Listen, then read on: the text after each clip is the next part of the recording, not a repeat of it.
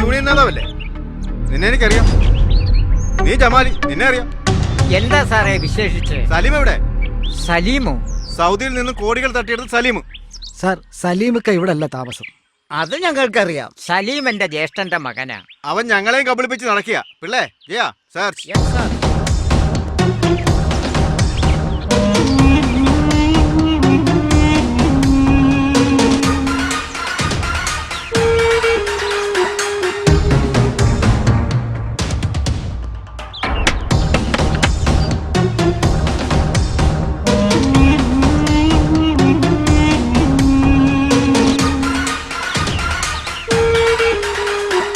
സലീം ഇവിടെ വരാറില്ല. എങ്കിൽ എവിടെയുണ്ടെന്ന് പറയൂ.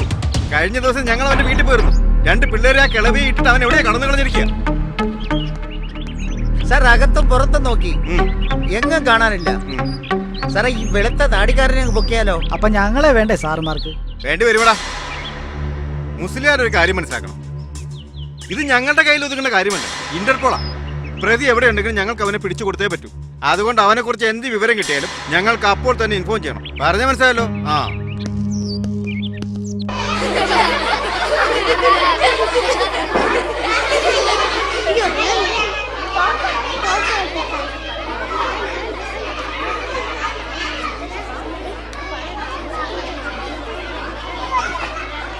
ഹലോ ഗായ്സ്, ഇതാ നമ്മുടെ എലിമ്പം മന്ത്രി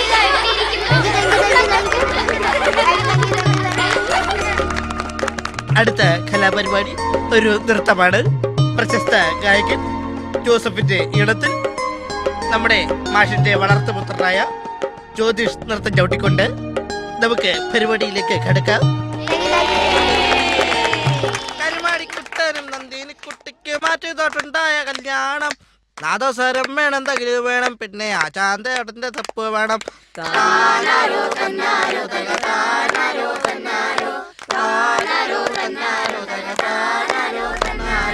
പെണ്ണിന്റെ കയ്യിൽ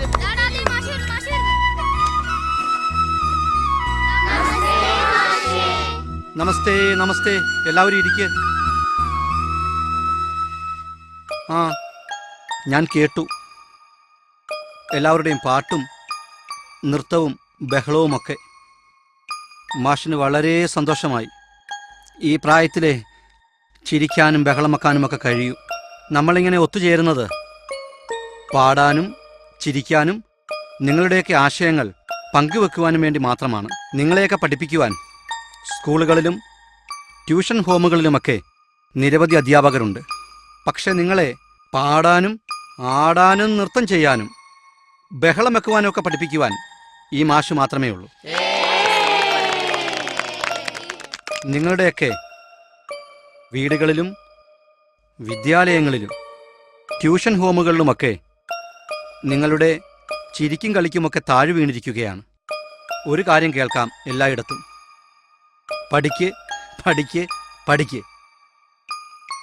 അതുമാത്രമല്ല, വലിയ ആളാകൂ വലിയ ആളാകൂ വലിയ ആളാകൂ. ഇതുമാത്രമേ നിങ്ങൾക്ക് കേൾക്കാൻ കഴിയൂ. ഇനി ഞാനൊരു കൊച്ചു കഥ പറയാം. ഒരു ആമയും മുയലും കൂടി ഒരു തീർത്ഥയാത്രയ്ക്ക് പുറപ്പെട്ടു. അവർ ഒട്ടേറെ ദൂരം സഞ്ചരിച്ചു. അകലേക്ക് നോക്കി ആമ സങ്കടത്തോടെ പറഞ്ഞു, ഇനി എത്ര ദൂരം കൂടി നമുക്ക് നടക്കണം? അതുകേട്ട മുയൽ അഭിമാനത്തോടെ പറഞ്ഞു, നമ്മൾ എത്രയെത്ര ദൂരം സഞ്ചരിച്ചു കഴിഞ്ഞു.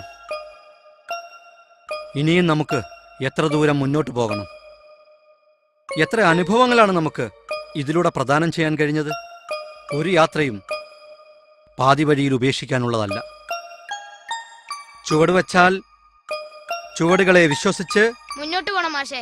Correct correct. ആട്ടെ, ഞാനൊരു ഗ്രഹപാഠം തന്നിരുന്നല്ലോ. അനീസി ഒന്ന് പറയാമോ? ക്രിസ്മസ് പപ്പായ്ക്ക് ഒരു കത്തെഴുതണം. ക്രിസ്മസ് പപ്പ എന്ത് സമ്മാനമാണ് തരേണ്ടതെന്ന്. എന്നിട്ട് അനീസി എഴുതിയോ? അത് എഴുതി മാഷേ.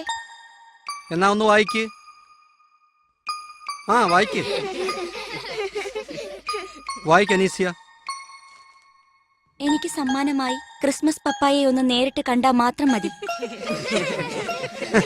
ഇരിക്ക്. ഇനി ആരതി വായിക്കൂ.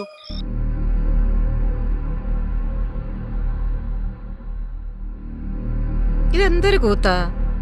നിങ്ങൾക്ക് ആർക്കും വിശക്കുന്നില്ലേ? ഞാൻ ഭക്ഷണം വിളമ്പി വെച്ചിട്ട് എത്ര നേരമായി?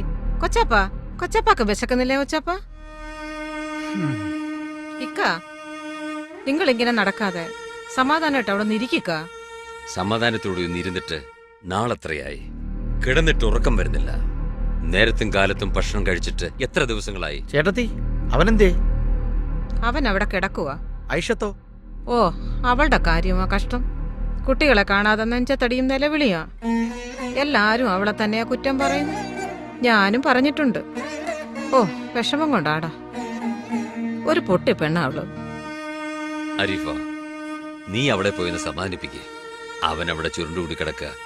അവനോട് ഇങ്ങോട്ട് വരാൻ പറ. അവന് പുറത്തോട്ട് ഇറങ്ങുന്ന തന്നെ പേടിയായിക്ക. പേടിക്കണ്ടാന്ന് പറയാ അവനോട്. അവന് നമ്മളെല്ലാരും ഇല്ലേ? കൊച്ചാപ്പ, നിങ്ങൾ വന്ന് ഭക്ഷണം കഴിക്ക്. ഒന്നാമത് സുഖമില്ലാത്ത മനുഷ്യനാ നിങ്ങള്. കൊച്ചപ്പ, ചെല്ലു കൊച്ചപ്പ, ഞങ്ങളങ്ങ് വന്നോളാം.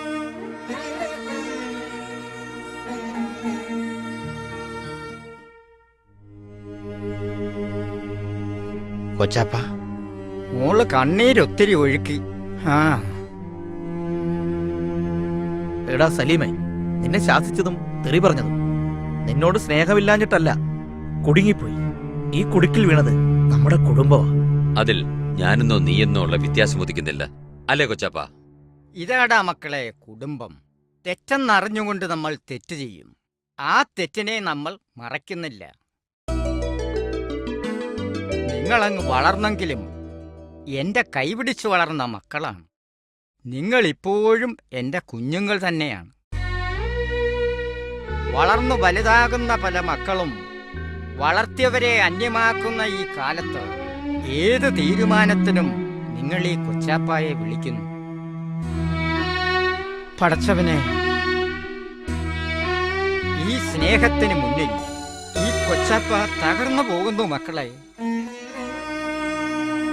കൊച്ചാപ്പ, ഈ കുടുംബത്തിന്റെ സ്നേഹം മനസ്സിലാക്കാതെ ഒത്തിരി അഹങ്കരിച്ചവളാ ഞാൻ. ആ അഹങ്കാരത്തിനുള്ള ദുഃഖം നിങ്ങൾക്ക് ഞാൻ നൽകി. ക്ഷമ ചോദിക്കാൻ പോലും ഞാൻ അറിയല്ല. മോളെ, പ്രായശ്ചിത്ത ഒരുപാടായി, മതി. ഞാൻ പറയേണ്ട വാക്കുകളാണ് ഐഷത്ത് പറഞ്ഞത്. കണ്ണുനീരിന്റെ വില ഞാൻ മനസ്സിലാക്കുന്നു. എത്ര നല്ല ഇക്കാമാരെയാണ് എനിക്ക് കിട്ടിയത്. കരച്ചിലും പിഴിച്ചിലും ഒക്കെ നിർത്ത്. ഒരുപാട് വിഷമിച്ചില്ലേ നീ? എടാ സലീമേ, നിന്റെ ഇക്കക്കമാര് സമ്പാദിച്ചത് ഞങ്ങളുടെ കുടുംബത്തിന് മാത്രമല്ല. നീ കൊലപാതകമൊന്നും നടത്തിയിട്ടില്ലല്ലോ. സാമ്പത്തിക കുറ്റം മാത്രമല്ലേ ഉള്ളൂ. അതിനുള്ള പരിഹാരം നിന്റെ ഇക്കക്കമാര് കാണും. നിർത്ത. എന്റെ കണ്ണീർ തുടയ്ക്കാൻ മാത്രമുള്ളതല്ല ഈ കരങ്ങൾ.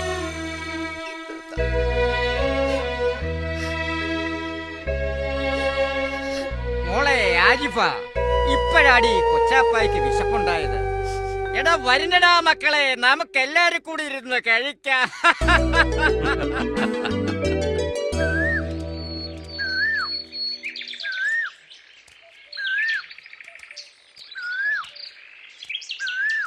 അനീസ്യ, ഞാനൊരു കാര്യം ചോദിച്ചാൽ നീ നേര് പറയോ? ചോദ്യം കേക്കട്ടെ.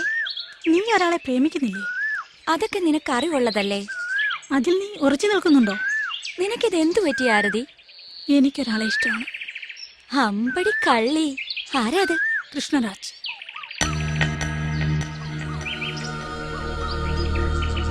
ആര്? കൃഷ്ണരാജ്. നീ ബോധത്തോടെയാണോ സംസാരിക്കുന്നത്? എല്ലാം അറിയുന്ന നീ ഇങ്ങനെ സംസാരിച്ച? അനീസ്യ, നീ ഒന്നും മറക്കുന്നു. നീ എന്താണെന്ന് മറക്കുന്നു. എന്തെങ്കിലും നിന്റെ ആഗ്രഹം സഫലമാകുമെന്ന് നീ വിശ്വസിക്കുന്നുവോ? എന്തുകൊണ്ടില്ല?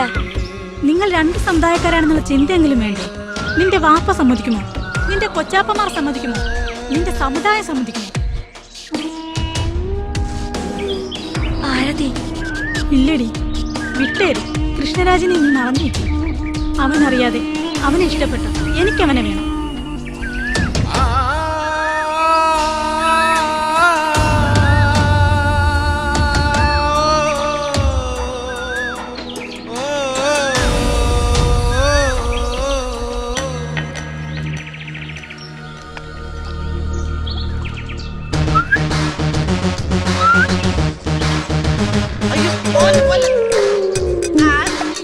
എന്താ ജോസഫേ, കയ്യിലെന്താ? പ്രേമലേഖനോ?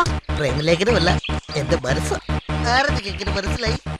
അമ്മയുടെ ഡാൻസ് ക്ലാസ്സിൽ വന്ന ജോസഫിന്റെ ചില ഗോഷ്ഠികൾ ഞാൻ കാണുന്നുണ്ടല്ലോ. ഒന്ന് വായിക്കണേ പ്ലീസ്. ഇതോ ഒരുത്തി അവിടെ വിരഹദുഃഖത്തിൽ നടക്കുന്നുണ്ട്, അനീസ്യ. അവക്ക് കൊണ്ടുകൊടുക്കും. അത് റിസർവ്ഡ് ആരതി.